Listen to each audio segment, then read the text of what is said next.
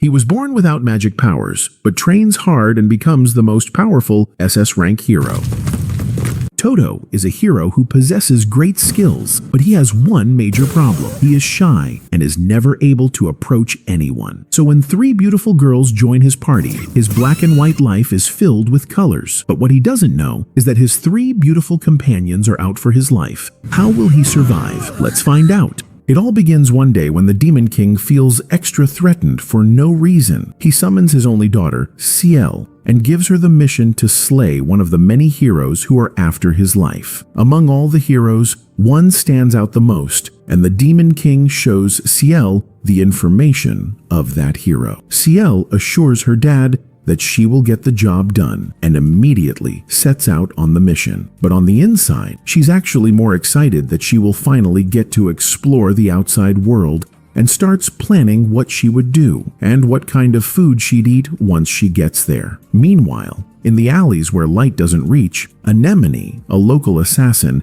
gets a hit job from an organization to kill the same hero. But there's a contingency. Anemone must wear a priest outfit while she does it. Anemone refuses the bounty at first, but when the clients increase the reward substantially, she instantly wears the outfit. Somewhere else, Goa is a sadist woman who does gore things to men, and her biggest hobby is to turn the strongest, biggest men into her pets. But recently, she's been getting too bored as none of the men she's encountering are good enough. One of her servants claims to have spotted a perfect pet for her, and that is the same hero the other two girls are after. Speaking of the hero, he approaches three newbie adventurers, emanating his aura, and asks them if they need a strong companion in their team. All of the adventurers there recognize the hero as Toto and start fangirling over him, requesting autographs. Unfortunately, all of this happens inside Toto's head. In reality, Toto never manages to approach anyone without scaring them. He's way too strong, and that is why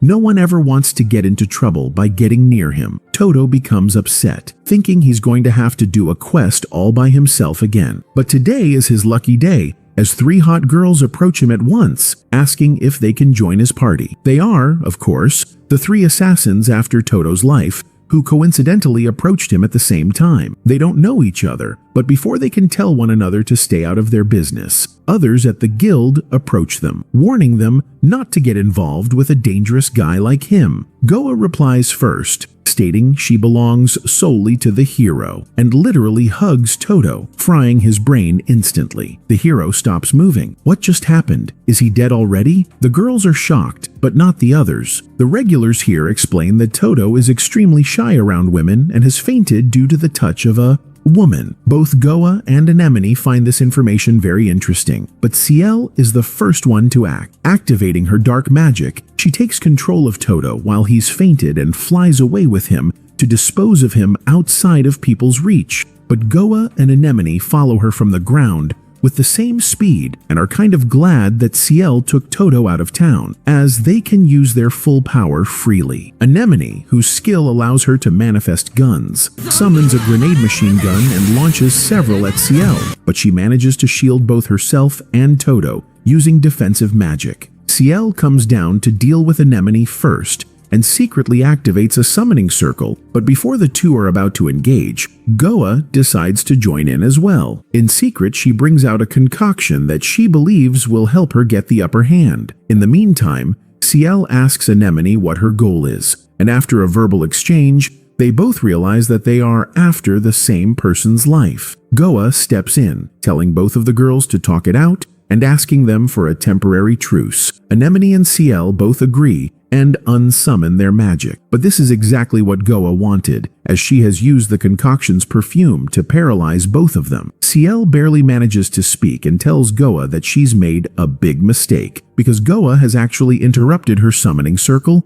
and now it has gone completely out of control. A dark spider dragon comes out of the magic circle, and it's going to go on a rampage now that Ciel cannot move. Goa tries to get away, but both Ciel and Anemone stop her, not allowing her to leave without giving them the antidote. The three girls are surely about to die, but Toto, comes out of nowhere and decapitates the dragon with a single punch. Toto's overwhelming strength leaves all three girls completely bewildered until he turns around with that risless expression, turning them off instantly. The three of them hug Toto for saving their lives, forgetting the fact that this is going to cause Toto to faint again. He's out for the next couple of minutes, but Ciel suggests they let him live today because her magic has run out, and she also mentions that she found him charming in a way. Anemone and Goa also agree, since Toto did save their lives, so they decide to delay the assassination and, in the meantime,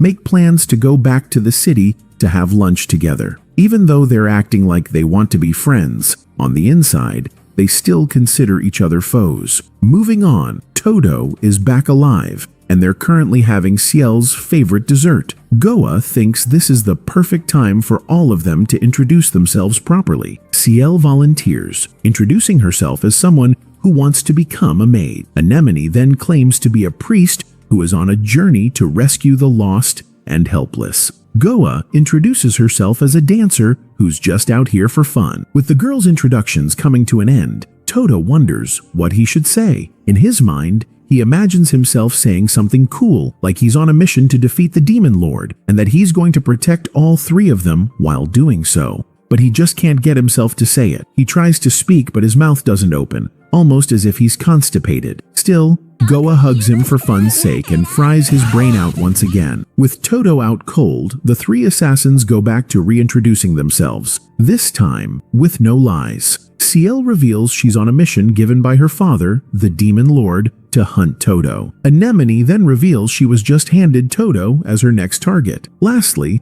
Goa expresses her dream to turn Toto into one of her torture pets. Anemone claims she's no longer interested and leaves, saying she'll cancel the task. Not that Anemone intends to let them be, she just has a perfect plan. Why work with others to kill just a man when you can kill him alone and take the pride of it? Hence, escaping from them and finding means to kill him alone is a perfect plan to her. She smiles to herself as she considers the fact that she would take the glory. Then she runs to the rooftop to find him around. She brings out her gun and looks around the city for her target, but she can't find him. While on her search, she finds something else that takes her attention. She sees two slave traders trying to sell a girl. Her dislike? It's slave trading, so she cannot watch and see it happen. She jumps there, throws a grenade to distract them, and carries the girl away. When she gets to the front, she drops the girl, gives her a sum of money, and asks her to run. She knows that the monster trading her is behind her, and she turns to fight. The monster assumes he is strong, but the first hit from Anemone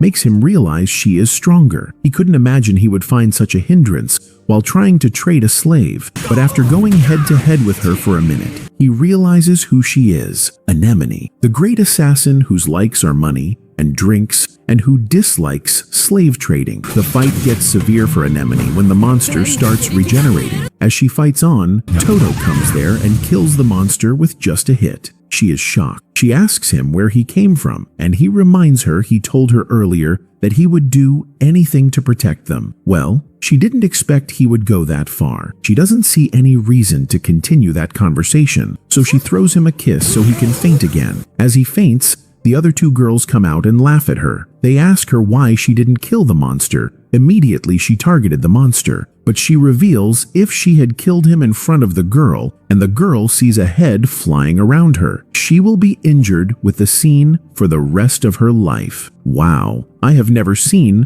a kind assassin. She reveals that the world is a crazy place, and all she wants to do is earn money and make the world a better place. And for that reason, she will ensure she is the one that kills Toto and takes the money. She forges at him to stab him while he is standing, but her knife breaks just around him. She pretends as if she is just tired and attempts to walk away, but they laugh at her. Ciel advises that since they have the same target, they can all lodge at a hotel. By the time they get there, they find out Goa had booked just one room. Anemone isn't interested in the tussle of who will sleep on the same bed with Toto, so she excuses herself. Ciel doesn't also care about all of that, so she excuses herself too. Before she leaves, Goa makes jokes that she can just kill all of them and leave before morning, but Ciel doesn't care because she knows she is probably the only one who can kill Toto. She excuses herself and Goa sets into action. She doesn't intend to kill Toto. Instead, She wants to make him a slave. She has an injection that if she uses, he will become her subject within 5 minutes. She injects him and goes for her bath. By the time she returns, she sees he still hasn't woken up. She doesn't believe that her injection wouldn't work, so she is sure she has it all under her cover. Since he hasn't woken up, she removes her clothes and dances in front of him nude, so she can trigger him to wake up. She sees he isn't shaking at all, so she goes further. She sits on the bed and crosses her legs. She calls him a dog and commands him to come and lick her leg. As though her drug is working, he walks towards her. However, he doesn't bend to lick her legs, but he lays on her and pins her to the bed. The scene entices her. She isn't sure if her drug is working at the moment or if it isn't, but she knows that what he is doing to her is exactly what she wants, and it makes her feel good. When Toto wakes up, he sees her unclad, and he gets scared and faints again, right beside her. The other two girls arrive and laugh at her. Anemone insists that Ciel is a kid who doesn't understand what she just saw, but Ciel insists she isn't a kid. Goa wonders if they aren't scared of her because of what she had just done, but they laugh again. For Anemone, if Goa tries anything funny, she will kill her, while Ciel still believes she is the only one that can kill Toto, so they are no competition to her. Anemone cannot let a child speak to her that way, so they argue and bring out their weapons to fight. Goa controls them, begging them not to wake Toto with their fight. Ciel suggests they end the fight in a big girl manner. She goes to her luggage and brings several snacks and games. Anemone laughs at her for taking all of that along every time, and she reveals that she has never had the opportunity to meet friends and play, and that moment is special to her. She realizes it will make them figure they are important to her, so she quickly retracts her words and says it is nothing. Anemone wishes to be convinced to play with her, so she refuses to join the game. When she sees that they are ready to play as a duo and she will be left out, she shamelessly offers to join, and they let her in. Toto wakes up sometime later and wonders what he has been going through. He insists that it is all a dream, and there is no way 3 beautiful ladies will be interested in joining his team. However, by the time he turns to his side, he sees them sleeping there, and he faints again. It is a team of impeccable people, with the ever-dependable hero Toto as the head of the team, Anemone, who is dressed as a priest, and she is the one who slays every enemy, Ciel, who is their mage and priest, and Goa, a bad woman that you can never be bored around. This is an interesting team, and I will love to see more of them. Goa wakes up way later than Anemone and Ciel and gets critiqued by the 2 girls who call her lazy. But Goa, seeing that Toto is lying on the ground, states that Toto is lazier than her, not realizing that Toto's actually been knocked out cold because of their existence. Anemone comments that maybe there isn't any need to assassinate this guy, because if this trope keeps going, the shy hero will ultimately lose all his blood from nosebleeds and die naturally. But none of them want to allow that, so they immediately bring out their weapons to be the one to finish the job. Ciel tells both Goa and Anemone to back off, saying she's the one more deserving, because she's the Demon Lord's daughter. Anemone, however, believes she is much more worthy because she holds a 99.99% success rate as an assassin. And lastly, Goa states that as the master of Pleasure Palace, it should be her who takes all the pleasure. As the 3 girls are in a total deadlock, Toto regains consciousness,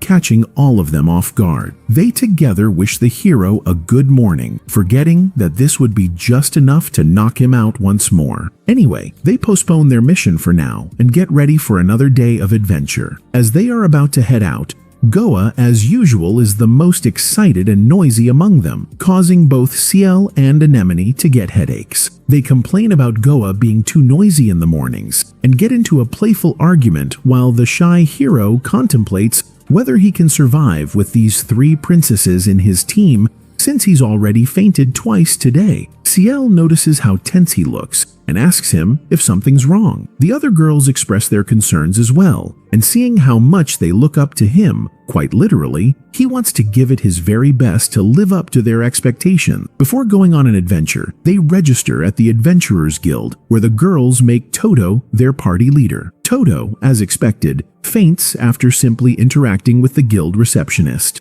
The girls worry for him, and when he regains consciousness, they tell him that now that he's their leader officially, he should start acting like one. The receptionist calls them over, approving them as a party, and now they can officially begin their journey. Before leaving, Goa explains the generic guild quest rules, and since they are newbies, they are currently at rank E and must climb up the ranks to become qualified for any serious missions. Currently, they can only take minor quests like slaying slimes or gathering herbs, but that's too boring, and Ciel wants to get to S rank already, wanting to take some hardcore missions to pass her time. Since there isn't any cheat code to the top, they must work hard and immediately get started. Ciel, at the last second, deliberately hugs Toto and knocks him out, then asks the other girls if they really need to play buddy-buddy and go adventuring together. She reminds them of their goal. And so, the girls get serious once again, but they know they'll end up fighting each other like the previous day, so Anemone suggests a solution. They will each get a day for themselves to assassinate Toto, to which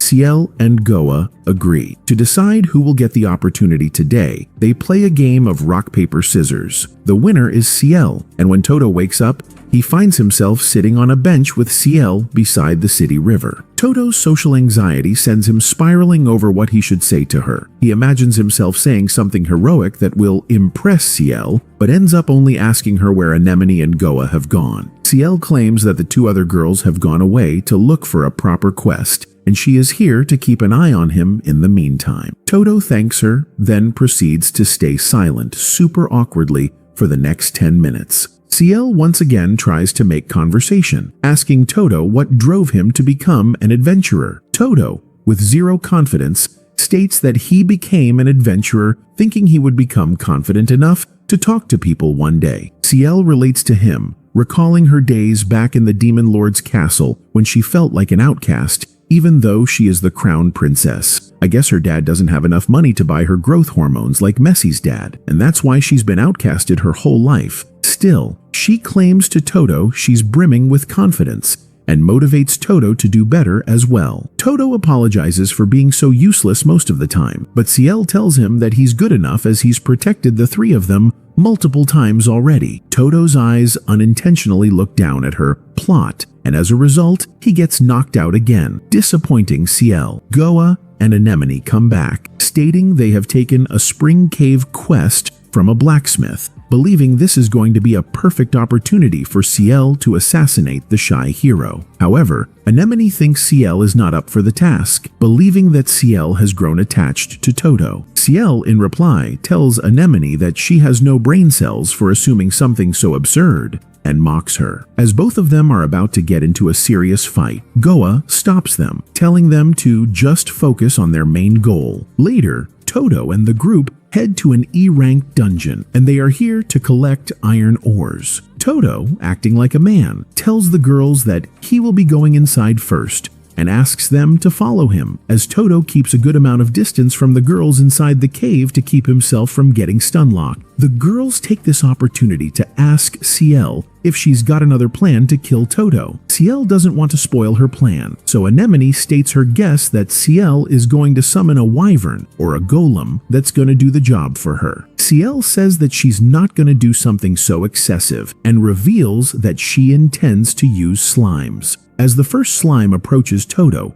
both Goa and Anemone wonder if this is some kind of stupid joke since Toto is one of the strongest heroes. But Ciel is certain that her plan is going to work, and just then, many more slimes appear. With dozens of them in sight, Ciel eagerly waits to see how the shy hero is going to perform. The shy hero, clenching his fist, punches the slimes, and, in a matter of seconds, destroys all of them, leaving both Goa and Anemone wondering what Ciel thought was going to happen. Ciel explains her strategy by first pointing out the fact that Toto never used weapons when he fought the slimes and the dragon the previous day, and that means Toto always fights barehanded. Ciel only used the slimes to confirm this theory, and now that she is certain, she states that fighting barehanded will cause Toto to have certain weaknesses. For instance, resistance to physical damage, and Ciel believes that if Toto encounters a way bigger viscous slime, he will become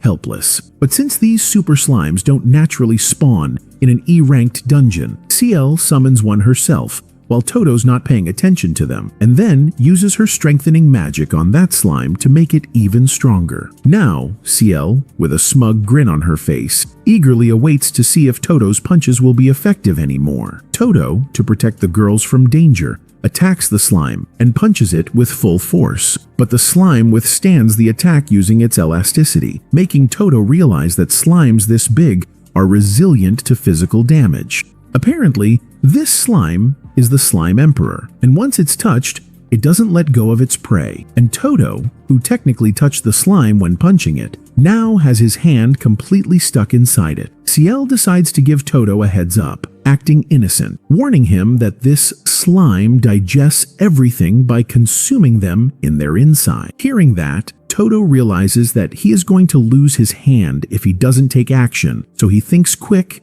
and literally launches the slime above him. He then whirls it around him, using the slime's own weight to gain momentum, and then smacks it against the wall. However, the slime doesn't die, and as its body ricochets, most of its parts get stuck to Toto's hand and lower body, leaving him completely immobile. CL smiles menacingly, thinking she has won, but the shy hero has something else up his sleeve. He starts shouting, "Let me go," repeatedly, and screams the phrase so loudly that the slime is completely vaporized, leaving the three girls stunned. If this guy can kill someone just by using their voice, can they really defeat him? CL finally gives up, and so Goa suggests they now move on to do the actual quest and collect the iron ores they were tasked with. However, after much exploration and mining, they don't find any until Anemone notices some cracks on the walls, leading to an iron vein. Toto steps up to extract the ores and uses his fists instead of a pickaxe, showing how strong he is. After collecting a full bag of iron, they bring it back to the client, who was in the middle of trading the iron with another adventurer. That adventurer only brought 3, so he's completely terrified to see how much Toto has brought here. In any case, the client thanks Toto and his team and encourages him to keep up his good work. On their way back, CL hesitantly asks Toto how he grew this strong, and Toto awkwardly replies that he just lifted weights relentlessly his entire life, meaning all of this came with hard work. The adventurer who got terrified earlier comes there, wanting to shoot his shot with the 3 girls, asking them to join him instead of a shy loser like Toto, promising that he will take good care of them. The girls, however, aren't interested at all, and they, in unison, give a death stare to the guy, making him piss his pants and run away for his life. The girls then turn to Toto, telling him not to be demotivated, and Toto, in reply, vows to do his best not to disappoint them. As they arrive at the town of Dosa, Goa whispers in Anemone's ear, asking her whose turn it will be to assassinate Toto now that CL has failed. Anemone wants to be the next one to do it, but Goa doesn't agree, since the 3 of them agreed to play rock, paper, scissors to determine whose turn it's going to be. Deciding to play by the rules, the girls engage in another never-ending game of rock, paper, scissors, while Toto wonders what's gotten into them suddenly. Goa comes out as the winner, and so CL and Anemone leave the 2 be, making the excuse that they have some stuff to do. Toto hesitates to walk alone with a hottie like Goa, and she teases him because of it, hugging him with her melons and asking if he doesn't like being alone with her. Normally, Toto's system would get completely fried, but it seems he's developed some resistance over time. He's still as shy as ever, and so it takes him forever to tell her that he does like spending time with her. In any case, Goa wants to have lunch together with Toto, and Toto, being delusional as ever, thinks that she wants to go on a date with him. This turns out to be true, as Goa embraces him, telling him that this is indeed going to be a date, and that does the job, knocking out the shy hero unconscious instantly. Once Toto regains consciousness, Goa brings him to a local bar and serves him a drink mixed with one of her sussy concoctions. As Toto drinks up, Goa eagerly waits for the effects to work on Toto, but it doesn't for some reason. As she stares eagerly right into his soul, Toto assumes that she wants him to say something since they are on a date. Toto, as usual, first imagines himself saying something charming and heroic that will make her completely fall in love with him. but of course, he fails, as he makes the expression that makes him look like he's constipated. Goa thinks that her concoction is finally working, but it's just the shy hero being awkward as usual. She can't believe her drug didn't work on Toto, but she doesn't give up yet and gives Toto some grilled meat to eat that's been mixed with drugs that can fry a person's brain with feelings of detachment and paranoia. However, just like before, the drug doesn't work on the seemingly immune shy hero. Goa then feeds him a sandwich that has a drug inside that can send anyone into a coma for at least a week, but just like before, Toto feels nothing, and so Goa accepts her defeat, learning a new fact. Toto is immune to all sorts of status effects. Goa's goal technically isn't to kill Toto, but to make him fall for her, so that she can turn him into her pet. But at this rate, she thinks she is never going to succeed at it. Toto approaches her with some tea, and Goa, desperate, asks him directly if he loves her. Toto almost faints hearing this question, but manages to stay awake and asks Goa why she's asking him something like that. Goa uses her authority, ordering Toto to become her dog, but it doesn't work on Toto, and he tells her that he cannot do something like that. This leaves Goa completely heartbroken, and as her tears drop on her melons, a rather important detail, she realizes how cruel she is. So she requests Toto not to hate her. Toto clarifies, stating that he does want to become her dog, but if he does so, he will no longer be able to protect her. He bites his own hand to turn into a titan? Kidding. It's to stop himself from fainting. And then he tells Goa how much she and the two other girls mean to him, much more than his own life. His bold determination makes Goa happy again, and as she thanks him, calling him her dear hero, he finally reaches his limit and gets knocked out completely. Later, when Toto wakes up, he finds Goa standing before him, and she tells him that they should now go meet up with Ciel and Anemone. Toto notices that there's a flower on top of a bandage where he bit his hand, and Goa explains that this was her little thank you gift for hearing her out. Bro obviously faints again, and when he wakes up, it's almost 7 p.m. They meet up with Ciel and Anemone, and while Ciel takes Toto away to eat some dessert, Anemone stays behind and asks Goa if she failed as well. Goa explains that even though she has failed, she had fun and wants to continue having fun with her shy hero. As she then joins back with Toto, holds his hand, and asks him to share a room with her later tonight. Ciel wonders if Goa went on an actual date with Toto instead of trying to kill him. In any case, the next day, it's Anemone's turn, and this time,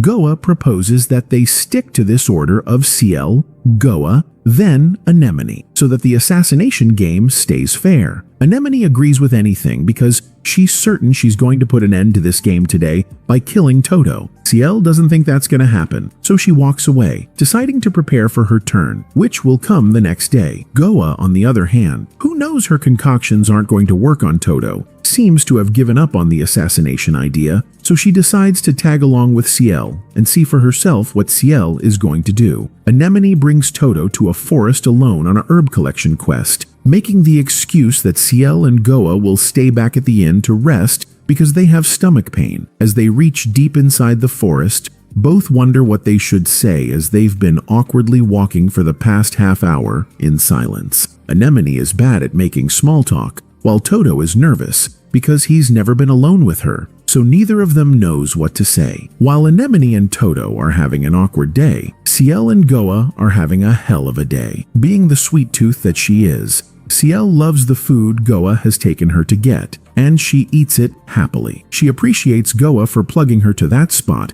but doesn't forget Goa's love for charms and spells, so she tells her that she's using a magic that repels charms. If Goa thinks she will get her, then she's a liar. Goa defends herself, saying she isn't fetish, she just loves charms. They talk and laugh until a strange man approaches, asking why they're still talking. United, they tell him to fuck off, insisting they aren't a nuisance and are just talking. The man wonders if they don't understand the situation. He tries to caution them again, but they don't reply. Meanwhile, Anemone keeps thinking about what conversation to have with Toto. She's bored and wishes she could get high, but because she's pretending to be a priest, she can't do that. He asks her what she likes, and she says booze and money. He's shocked, so she immediately retracts her words and pretends like she didn't mean it. Needing to cover the awkward moment, she asks what he likes too. He says lifting weights, a hobby she considers petty. Back at the restaurant, the man keeps pestering the girls,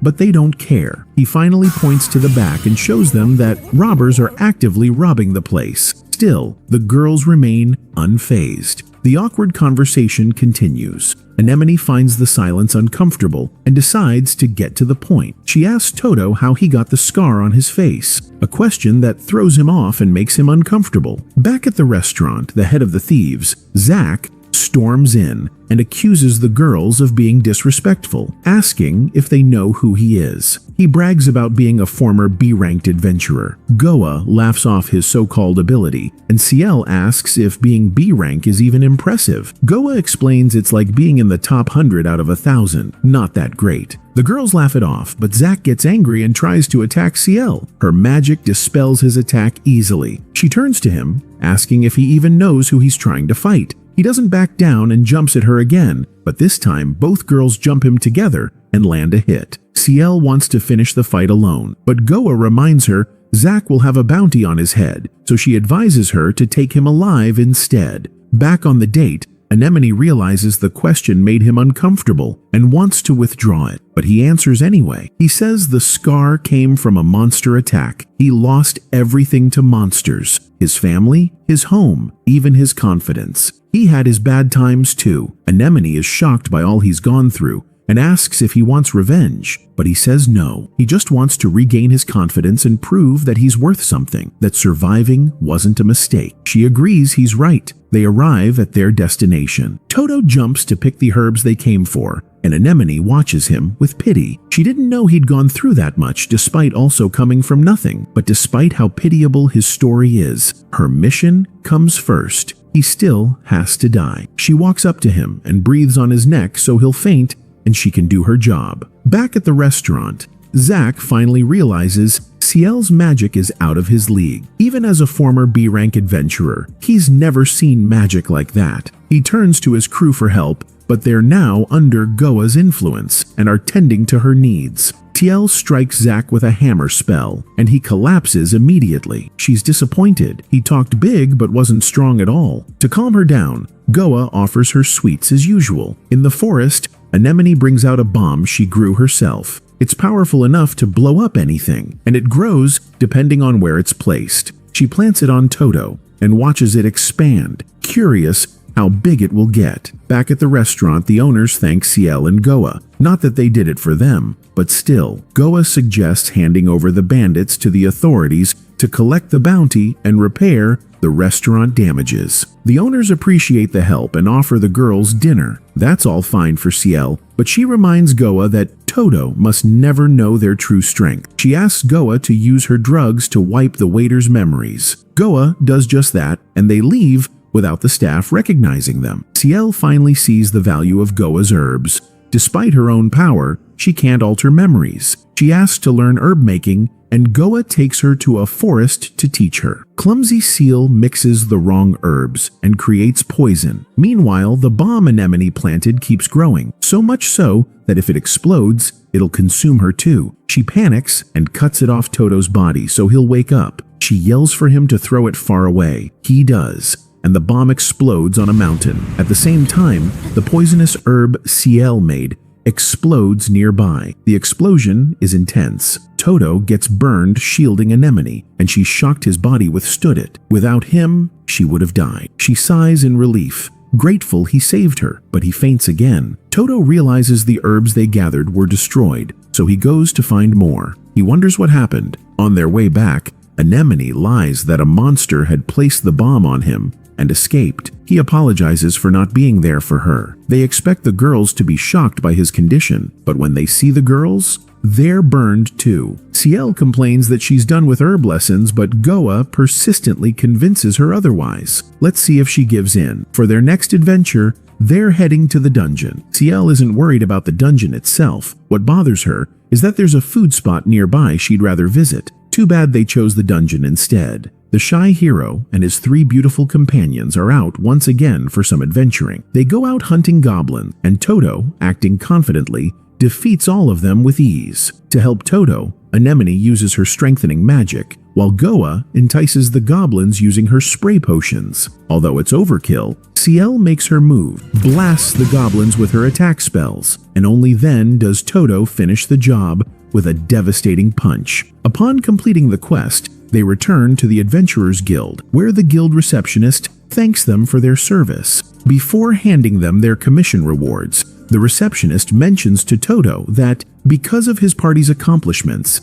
they have been selected for promotion and must complete a D-rank quest to move from E to D rank. Anemone does the talking and asks the receptionist what kind of quest it's going to be, and the receptionist tells them that they will have to clear a dungeon. The receptionist also mentions that in this quest, their bond as a party will be put to the test, which shocks everyone, as they have no synergy at all. Still, the shy hero and his companions head to the dungeon gate, where they are greeted by the gate guard, who informs them that they must reach the bottom floor of the dungeon and bring back something from there as proof that they have cleared it. Toto heads inside first, and the three girls wonder if they should use this as an opportunity to continue their assassination attempt on the shy hero. It's revealed that, just before the quest, the three assassins had gathered at a local restaurant in secret and discussed whose turn it would be today. Anemone didn't want to play by the rules, deciding in secret to blow the entire dungeon up to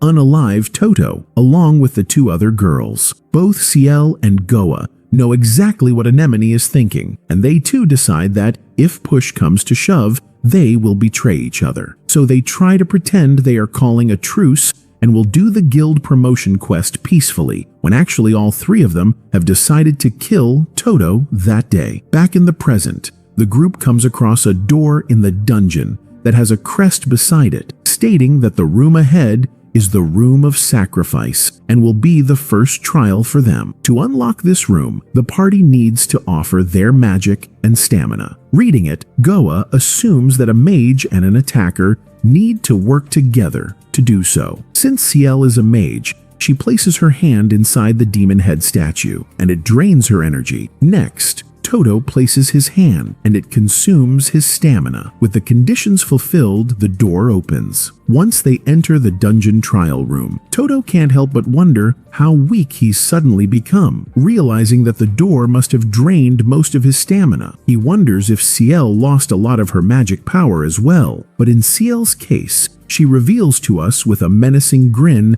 that she was the one who placed another spell inside the statue's mouth that caused Toto to lose most of his stamina. She thinks this is the perfect time to attack, now that Toto is feeling weak, but Anemone ruins her plan, healing Toto just as Ciel is about to attack him. Anemone, of course, did so to prevent Ciel from getting ahead, and Goa whispers to Ciel that she's being too obvious, emanating her bloodlust. Goa also reminds Ciel that they called a truce and are not supposed to attack Toto today, so if she tries to attack him again, they will get in her way. Anemone, from a distance, sticks her tongue out at Ciel and mocks her, causing her to become angry. But just as Toto turns around to see what the fuss is about, they act like they are just playing. Shortly after, they enter a hallway that is in flames, the second trial room, called the Room of Raging Fire. The task to clear this room is to get to the other side, and Toto wonders how he is going to cross this blazing fire without getting hurt.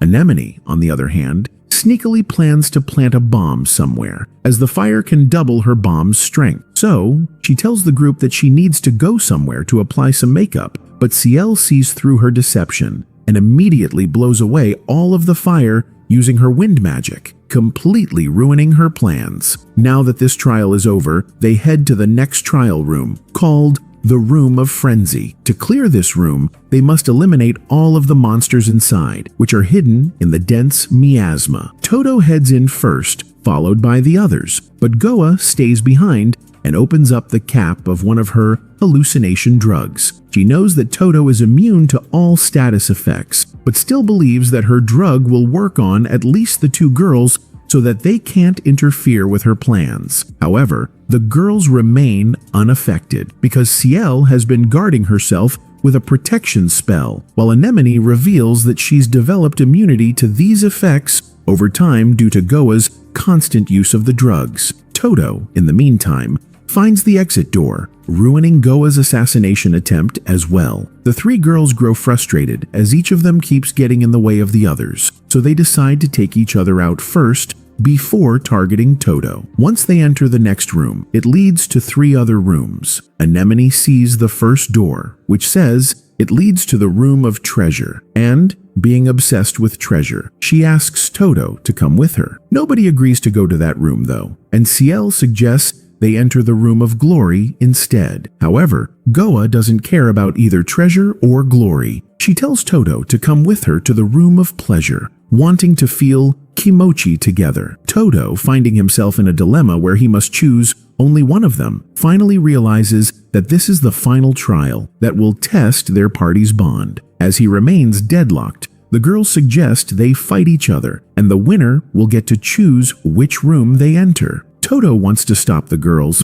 but he's terrible at communicating, so he wonders how he is going to resolve this matter. That's when he recalls the guard saying they must reach the bottom floor of the dungeon to clear it. Since none of the doors leads downstairs, he realizes that the bottom floor must be below them, so he punches the ground beneath their feet. Hitting the ground was a great attempt from Toto. They all fall into the last floor, which is the exact purpose of their mission. The girls wonder what is happening and how that happened, and before they can fully examine the entire situation, an older man comes out and speaks to them. He congratulates them for finding their way and ensuring they got to the last floor, also commending them for not taking the wrong door. The older man is Lightning Leg B, and he is their final fight. To win, they have to strike him, and he will give them the evidence they want. The girls turn to Toto to know if he had done that intentionally, and Toto, who is still stuck inside the trees on the ground floor, struggles to get himself out. He admits that he got concerned seeing the way the girls were fighting, and he didn't want them to have a disagreement.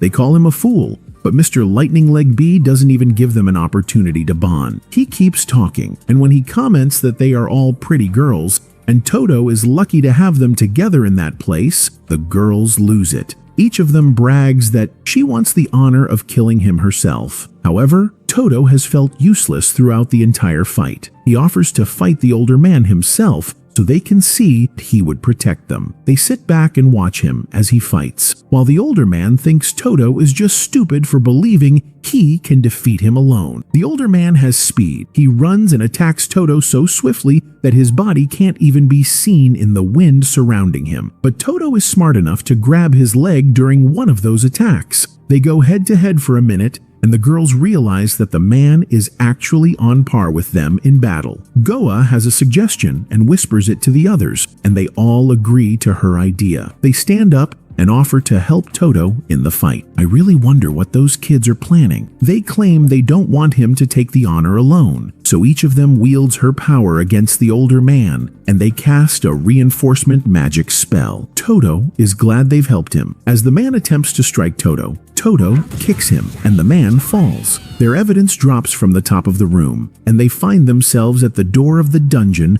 for their new party card. They've been promoted to a D-ranked party, but the girls don't care. Instead, they brag about the fact that they've shown everyone that they bond well and can win together. Toto reveals that at a point in the dungeon, specifically when they were all arguing about which door to take, he got concerned that they were no longer united. He was scared they'd lose their bond. The girls hypocritically hug themselves, claiming they were only under a spell, and sincerely, they like each other and will do anything to bond well. This makes Toto feel better. To reassure him even more, they continue their trip holding hands and pretending. When they reach the middle of the road, they get tired of pretending and begin to fight again. They all accuse each other of jeopardizing their plans to kill Toto in the dungeon, but they also remember their earlier decision not to fight or kill in that place. Before the argument escalates, Toto's stomach growls from hunger, which calls their attention back. He is hungry, and Goa suggests they could use the opportunity to celebrate their new promotion. So they decide to go out.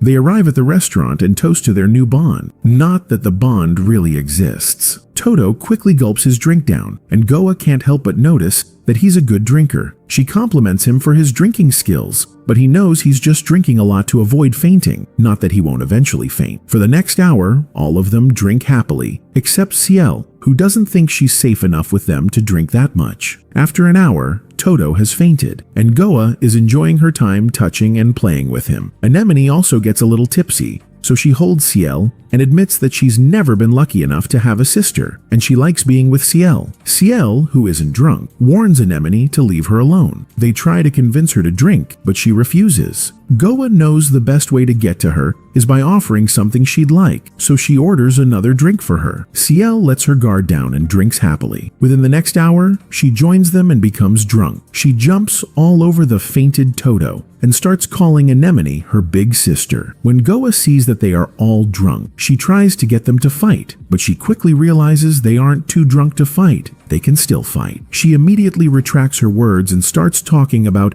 how she enjoys being with them without charms. She says she's never had friends without the influence of charms and drugs. Anemone also admits that they're the first set of people she's gone out for drinks with. She only ever drinks with people she works for, since she's an assassin. They look to Ciel to hear her story too, and she admits they're her only friends. As the precious daughter of the Demon Lord, she was pampered and never allowed to make friends. They change the topic and start talking about how much they love Toto. Goa insists she knows they're in love with him, and Anemone falls into her trap by admitting it. After a long time catching up, it's time to leave. They wake Toto up, and he's disappointed that he fainted again. They ask him for a closing speech, and he reiterates that although he may faint a lot, he will always protect them. They return to their lodge, and everyone goes to sleep except Ciel, who knows she has a visitor. She calls out to the visitor from the Demon Lord, and the Demon Lord's guard,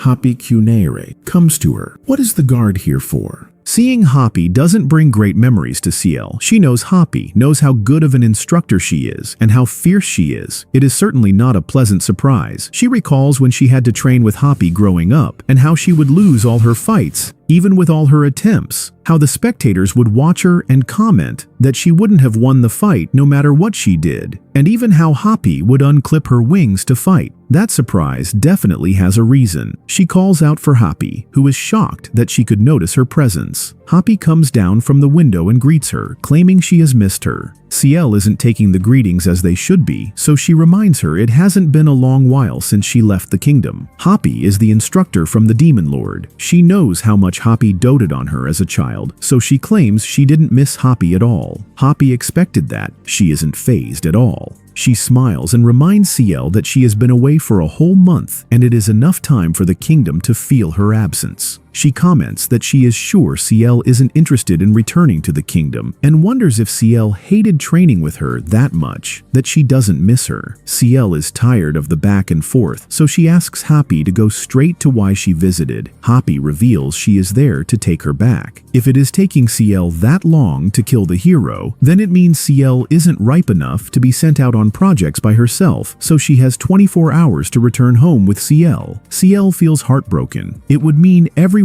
would be right that she was unnecessarily babied. Hoppy gives her 24 hours to kill Toto, else she will take her back. Hoppy leaves, and Ciel considers her option. 24 hours is enough to kill Toto, and she has her plan. To be fair, she hasn't been dwelling on the mission because she is enjoying her first time out of home, and now that it is of importance, she will ensure she does it immediately. The following day, the girls wake up and come for breakfast. Anemone comes out half-dressed and Toto faints just by seeing her. Goa teases her that she intentionally made Toto faint, and she wonders why he fainted seeing her since Goa is always half-dressed too. Goa teases her again, reminding her that she is always half-dressed, but Anemone is also dressed like a priest, so it was surprising to see her half-dressed. The back and forth continues, but Ciel doesn't interfere. Goa notices she is different and asks what is wrong. She looks at them with no care and reminds them that she knows they had a good time the day before, but she wants to remind them that their good time is a different issue and they are still enemies. Her mission is to kill Toto, and she will kill them alongside Toto if she needs to. Anemone calls her a small fry because she knows there is barely anything she can do.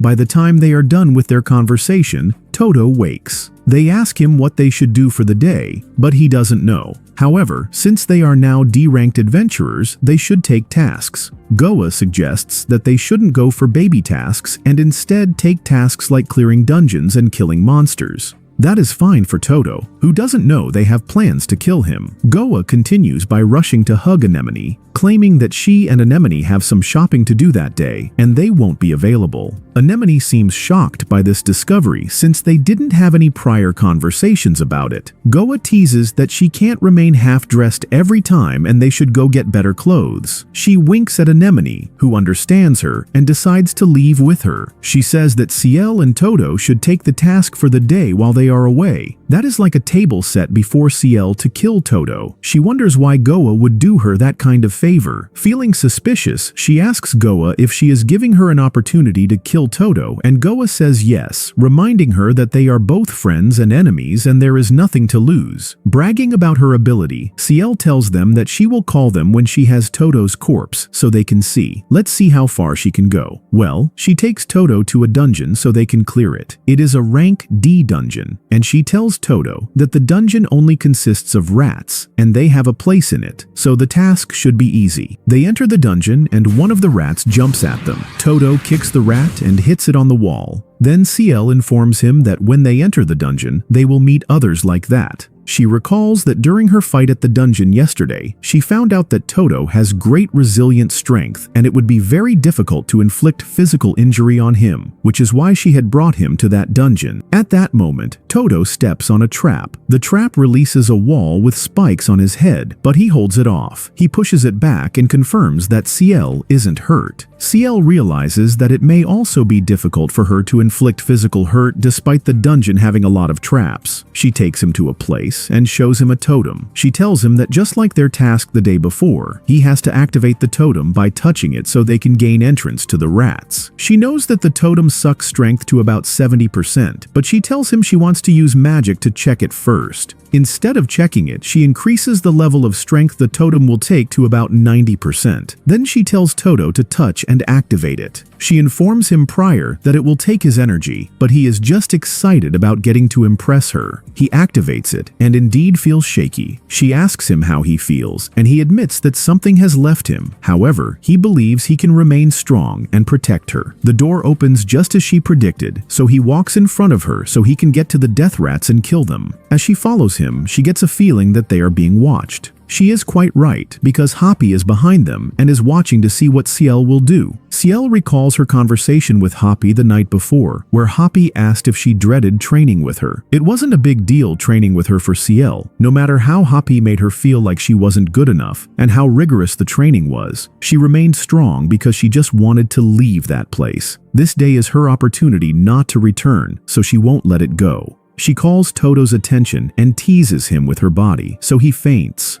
At that moment, she recalls all she had to go through from her fellow demons, how they insulted her, told her she was only in the Demon Lord competition because of her father, called her defective, told her she was good for nothing and only pretending to be reading even when she wasn't learning anything. She had grown up hearing all of these, and she can't return to them again. She activates her Demon Lord power and brings out her weapon. She closes her eyes to the memories she had with Toto and throws the sword at him. And for the first time, she is able to physically injure Toto. She is glad she could do that, and figures if she achieves that a second time, she will be able to kill him. As she sets out for the second attack, she sees Anemone and Goa's faces, how they played together. She closes her eyes to that and attacks, but changes her mind and hits the death rats instead. Toto wakes up and sees the injury on him. She lies that it was the death rats and offers to cast healing magic on him. As she does that, he feels bad that he couldn't protect her, while she also wonders why she didn't kill him despite having the opportunity, and also why she had seen the girl's faces in that dire moment. Suddenly, Toto holds his fist for an attack. She is scared, wondering if he has figured out who attacked him, but she is wrong. He just wants to fight the death rats. They are surrounded by death rats, so they both fight and successfully return home to Anemone and Goa, who are actually waiting for them. When they see the sign of injury on Toto's body, they are shocked. Goa immediately goes to help Toto remove possible poisons from the injury, but Anemone drags CL aside, wondering what had actually happened. Anemone is more shocked because it is obvious that CL had an advantage against Toto, and if she had made use of it instead of helping Toto, he would have died. She asks her why she didn't do anything, and CL admits that it was harder in ways more than one. Anemone teases her that the sugar she has been eating has been destroying her stamina, and she is no longer as strong as she used to be. She taps her head, which irritates CL, but she shockingly likes it. Goa finishes sanitizing Toto and calls Anemone for healing magic, but the priest refuses to come through. After a long day for CL, she is left with no other choice than to meet with Hoppy, this time for her judgment. Hoppy admits that she watched the entire thing that afternoon and saw that CL had an opportunity to kill Toto, but flickered in her choice. She reminds her that what she did could be interpreted as treason against their kingdom and asks her to defend herself, but she has no defense. CL admits that she did wrong. She couldn't control her emotions, and she indeed flickered. She accepts to be taken back to the kingdom, thinking that maybe if she experiences those traumatizing trainings again, she will return to being the emotionless person she was and would be able to make better decisions next time. Her offer shocks Hoppy, who knew how much she hated the kingdom. She reveals that her mission wasn't just to take CL back, but to confirm if CL was fit. The thought process which led to CL getting her access to kill Toto was a great one. The fact that CL could also use her healing power to heal Toto also showed she had grown in her demon power. The ability to make decisions that are smart are keys that show she is capable of staying independent, and as a result, she is commanding that CL remains there and gets her mission completed. CL is glad. Hoppy further comments that she saw CL's interaction with the other girls, and it makes her feel good. She also comments that she thinks CL is in love with Toto, and that she fantasizes about a forbidden love, but CL screams at her, telling her that it is impossible. Hoppy flies away, smiling happily that CL now has friends. She recalls how she had always advised CL that making friends and being friendly is one of the traits of a demon lord, and that she has to be friendly, but CL would always refuse, wondering if those people who gossip behind her back are also good selections for the position. CL kept to herself, always in the kingdom, and she only smiled with people she was close with, so seeing her in that way makes Hoppy happy. The following day, Anemone comes out looking great, and Toto faints again. Goa teases her, and this time, CL interferes and says that Anemone doesn't look that good, and Toto is just weak. They both look at her, happy that she is cheerful that day. She wonders if the difference in her mood was so obvious the day before, and they tell her yes, even telling her that Toto noticed her mood the day before and even asked Goa about it. Goa reminds her they are both rivals and friends, so if she has any issue, she should tell them. Goa wakes Toto up with the information that CL is fine, and they think of what they should do that day. Goa suggests that they go for a trip. She says they will be camping together, and hearing that almost makes Toto faint, but he controls it. Goa needs time to speak with the girls, so she taps him to faint, and they all laugh about it. If there is someone that is quite excited about this excursion, it is none other than Goa. She wakes that morning with joy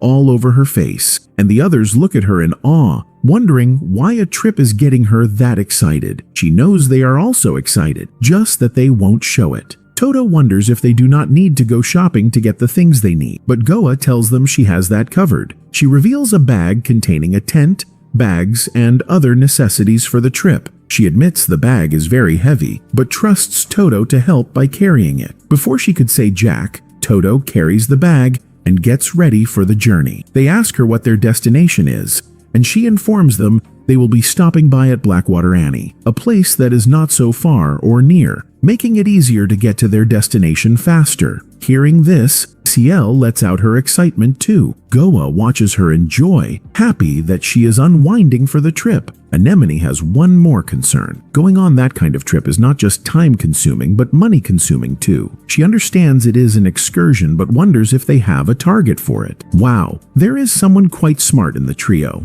Well, she is right, and Goa has that covered too. She has taken a quest to deliver a box on the trip. Because the box is quite heavy, every adventurer had refused the quest, so the pay was high and they have something to gain. Again, Toto carries the box, and they proceed on their journey. unknown to them that someone is staring at them from the woods. As they walk, CL warns Toto to be careful throughout the journey and avoid fainting. She reveals that any time he faints, she is the one carrying him with her magic powers. And now that he is carrying 2 heavy loads, that would be too much for her mana. He apologizes for being a worry and insists he will be careful. To test him, she jumps around, revealing the inside of her gown, and as expected, he faints. The girls tease her, saying she failed, so she has to carry Toto and the loads. She chases them with Toto as revenge. The following day, Toto wakes up. They complain that they had a slow journey the first day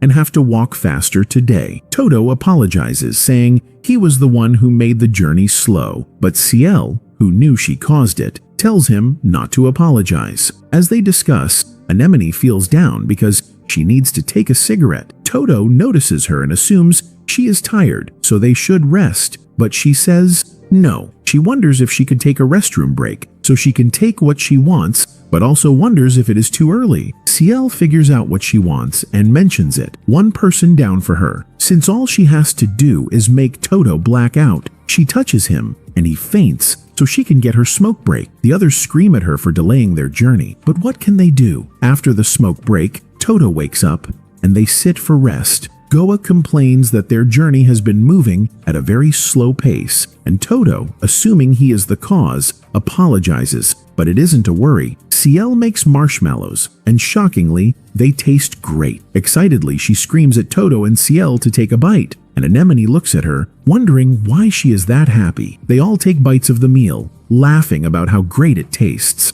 Goa watches them, seeing how happy they are, wondering when they will finish the excursion, but she doesn't think the time frame matters as long as they are having fun. That night, she stands to keep watch while the girls sleep happily inside, and Toto sleeps outside the tent. She is glad they are fine, but that joy disappears when the bandit who had been watching them earlier comes to attack her. She happily screams that she has seen a bandit, which excites the bandit as to why she is so happy. The bandit asks for the box she is carrying, and she asks what would happen if she doesn't give it to him. He says he will sell them to kidnappers, and she feels that is fun. However, letting someone else own the 3 people she is traveling with is something she wouldn't like, so she decides to give him the box instead and asks if he could carry it. He increases his strength to carry it, but immediately it touches his head. He feels weak and eventually faints. She reveals she placed hallucinogens on the box. Although it didn't affect Toto, the others had figured it out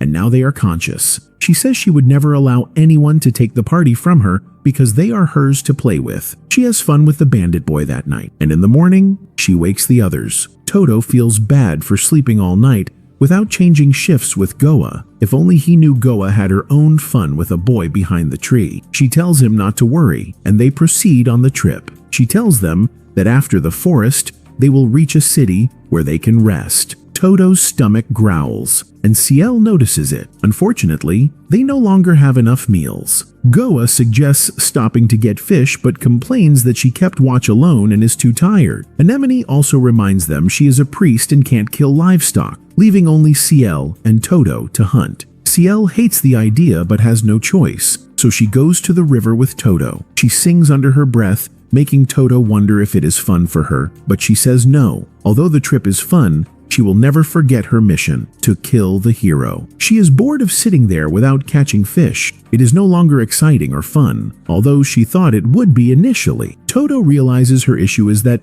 they aren't catching anything, so he decides to enter the river himself. When he suggests it, she accepts, as it gives her an opportunity to cast gravity magic on him to make him sink and die. She lies that making him heavier will make it easier to swim, and he accepts. He goes to remove his shirt and jumps into the river. She casts gravity magic on him, but is shocked that he still moves fast and easily. He sees something in the river that he calls a fish and catches it. When he brings it out, she realizes it is actually a monster and not an edible fish. When river monsters are on land, they release poison, and the monster is about to do so. She throws it back into the river, although it drops some black powder on Toto. Seeing the powder on him, she laughs and offers to jump into the river instead. She jumps, and he follows. They playfully catch fish. As they play, she reminds herself that their party is filled with enemies, and they will soon part ways, so she should have fun while it lasts. They return to smoke the fish,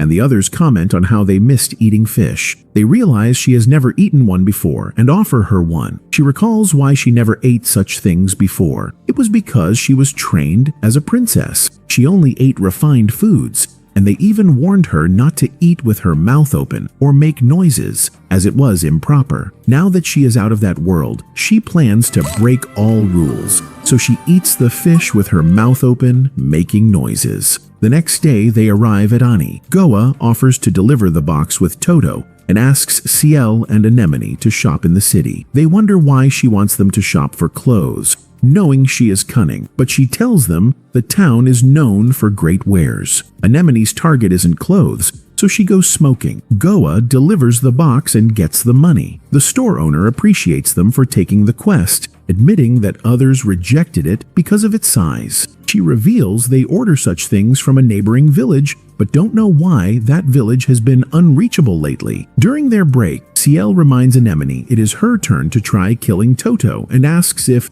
she will take the shot. But Anemone says no, she wants to enjoy the moment first. Ciel offers to take the shot, but Anemone thinks it is all bluff. However, Ciel insists she has planned new ways to succeed in her mission and will win. Regardless, they agree they should get the mission done as soon as possible. Anemone teases that killing just one person shouldn't take a year of planning. It's only because Ciel isn't serious. This makes Ciel's mind boil. She threatens to kill Anemone too, but Anemone doesn't believe her. After their smoke break, they head to the clothing store and meet Toto and Goa there. Goa wonders why they are late, and they lie that they stopped at a cafe to strategize. Before continuing, Anemone expresses anger at Toto. Even before she says why, Toto apologizes, a manly trait. She complains that no matter what she wears, Toto always faints, so she wants him to pick an outfit she can wear without him fainting. Toto shops for her, and the first clothes he picks cover even her face. She isn't comfortable in them, although Ciel loves the outfit. Anemone refuses it and tries another, an assassin outfit that covers her completely. But Toto faints as soon as she smiles. Ciel offers to help and picks a teddy outfit for her. Excited to see Anemone wear it, Ciel is disappointed when she doesn't like it and removes the cap. Ciel also picks a teddy outfit for Goa, which she doesn't like either, but Ciel suggests they could all dress that way and go to the park. They dress up, and Toto likes it, but the others complain they can't journey like that. Anemone changes into a suit-like outfit, but when she removes her glasses and smiles, Toto faints again. They realize there's no point, so they return to their old outfits and proceed. On the way, Toto vows to avoid fainting, but they tell him that won't help them. They need him to faint, making him wonder how women can ever be satisfied. For their next trip, they are visiting Dafuri, the town the store owner mentioned, to see what is happening. When they reach the gate of the fortress town, they are shocked. The town has been turned into one of love and peace. What the hell is happening? According to Goa, this town is famous for its weapons made by the blacksmiths living here. But the problem is, the gate guard only allows couples or people full of love to enter this town. Ciel would rather die than enter this cringy town, and Anemone agrees with Ciel, also voting that they skip this town entirely from their expeditions. Goa, however, is interested, as she's all about love and, torture. She asks for Toto's opinion, and when he doesn't say anything against visiting this town, Goa decides to abandon Ciel and Anemone, and only brings Toto along with her. She claims to the guard that she and Toto are a couple, and the oblivious guard, not knowing the two are lying, allows them to enter the town of love and peace. Upon entering the town, the only thing that can be seen are young couples who clearly have one goal in mind: explore each other's treasures. Goa states that she had come to this town in the past once, but at that time it wasn't filled with so many couples. They hear a commotion ahead, and upon paying attention to it, they find two guards pressing a guy and imprisoning him in the dungeons. The guy defends himself, saying he was only passing through this town, But it doesn't matter to the guards because the only rule of this town that you have to follow is that you must display love at all times. So they proceed to take him away, declaring that he will be imprisoned in the dungeon for life for breaking this sacred rule. Toto finds this behavior very strange, and as he glares at the guards, they notice it and interrogate him, asking if he has enough love in him. To avoid getting imprisoned by offending the guards, Goa hugs Toto, claiming that they are lovey-doveys and have just gotten married. Toto, on the other hand, bites his lips to stay awake until the guard leaves, and Goa commends him for managing to resist getting knocked out. Toto wipes his face before turning to Goa and telling her that he will protect her from any danger, and hearing that puts a smile on Goa's face. She wonders what they should do now and plans to visit the Adventurers Guild next to learn more about the weirdness of this town. But what they don't know is that a cloaked kid is around a corner, eavesdropping on their conversation, and most likely up to no good. Anyway, when the two arrive at the Adventurers Guild, the eccentric receptionist welcomes them, and not only she but all of the adventurers here are all about love and smooches as well. In any case, Goa asks the receptionist if there has been something weird going on recently, and the receptionist, in response, claims that nothing's been out of the ordinary at all. Goa then inquires about guild commission, and the receptionist, acting like a total NPC, says no one here does guild commissions as none of them are required to leave this town anymore. Goa asks the receptionist to explain, so the receptionist elaborates, stating that this town is already filled with love and peace, and so it needs nothing else. Judging from her expression though, she looks like she's been bewitched, and both Toto and Goa also notice that something's just not right with these whack jobs' facial expressions. They come back to the center of the town, and after looking around for a couple of minutes, Goa figures out that the people here have fallen under mass hypnosis. The only reason she managed to deduce that is because she herself has a similar skill, but she doesn't bother sharing that detail with Toto. Toto wonders what the objective of the culprit is, and Goa suspects that the culprit might be a monster that took control of this town by placing everyone here under mass hypnosis. As to what its end goal might be, can only be figured out if they investigate further, so they both get into detective mode and decide to investigate this town together. The kid from before, eavesdropping on their conversation once again, confirms that these two haven't been hypnotized. He tells them that he wants to discuss this topic with them, but first brings them inside an abandoned house so that no one can hear them. Confirming that no one can hear them, the kid first introduces himself as Tim, before begging the hero and his companion to save this town. The kid explains that a few weeks ago, a new minister took over the castle, and ever since then, the people of this town started to act weirdly. The ones who acted normally were sent to the dungeons by the guards, and the kid's parents were imprisoned as well. The kid once again begs the hero to save them, mentioning that he doesn't have anything to offer in return. But he doesn't need to because Toto is going to save everyone anyway, as that is what his job is as a hero. After assuring the kid that he will save the people of this town, Toto and Goa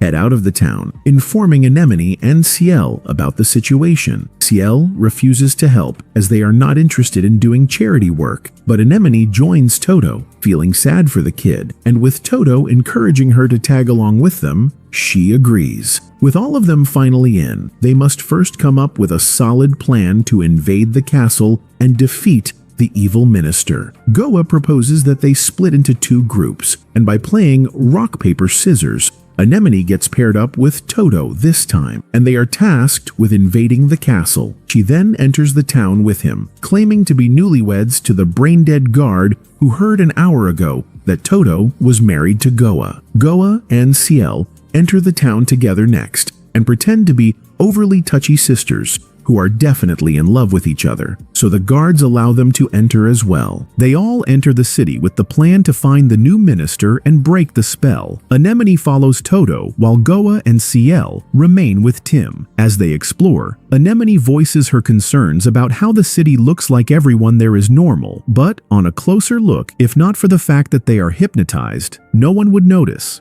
She wonders what could be happening and considers whether they might also be affected. Suddenly, a few villagers come to meet them and offer them a love drink. Taking a drink in a place like that would certainly be a recipe for disaster, so they refuse. However, the villagers' expressions change against them, and they accuse them of not being in love, knowing they would be arrested if it is discovered they aren't lovers. Toto quickly holds Anemone and tells them they are newlyweds, but had just eaten. He excuses them after the villagers release them. When they get to a hideout, he apologizes to Anemone for holding her, but she knows he did it only to save them. She notices he is bleeding, and he reveals he is trying to injure himself so he won't faint. She offers to heal him, but before she finishes, they meet two other villagers who claim that since they aren't hungry, they should do the love exercise and love games. They have no excuse to refuse, so they reluctantly agree. They go and do the exercises until they can eventually escape from that place. By the time they reach the castle, Toto looks visibly hurt and tired. Anemone comments that he didn't even look that washed up in the dungeon,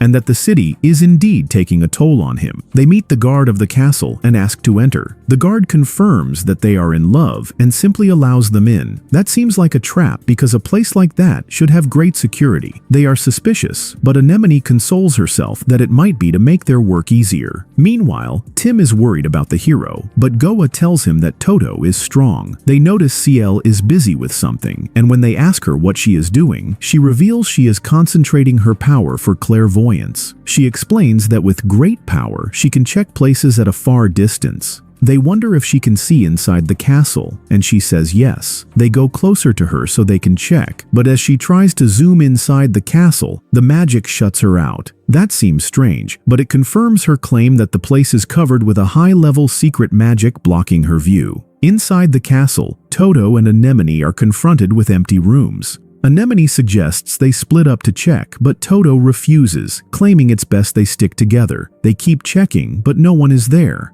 Anemone wonders why the castle is empty and considers that the hypnotizing power in that place could be stronger than the rest. She is proven right when she suddenly gets hypnotized and moves toward Toto, asking him if he has love. He realizes she has been hypnotized and tries to call her attention back. He holds her to break it off, reminding her that they are there to save the city and she can't get hypnotized. However, she gets angry that he has no love in him and begins attacking him, hitting him repeatedly, but he doesn't fight back. He opens his arms in an embrace, telling her that he will capture her and take her out of the castle so Goa can save her. She grows angrier when he mentions another woman around her. He doesn't know how to reach her, and to make matters worse, the guards arrive and ask why they are fighting in the Castle of Love, accusing them of not having enough love. He needs to save Anemone without injuring her, so he surrenders to the soldiers. He admits that his love is insufficient and that she is angry with him, so he will go into the dungeon to repent. He gets arrested, and she happily tells him to find her when he gains more love. In prison, he meets other people who look normal.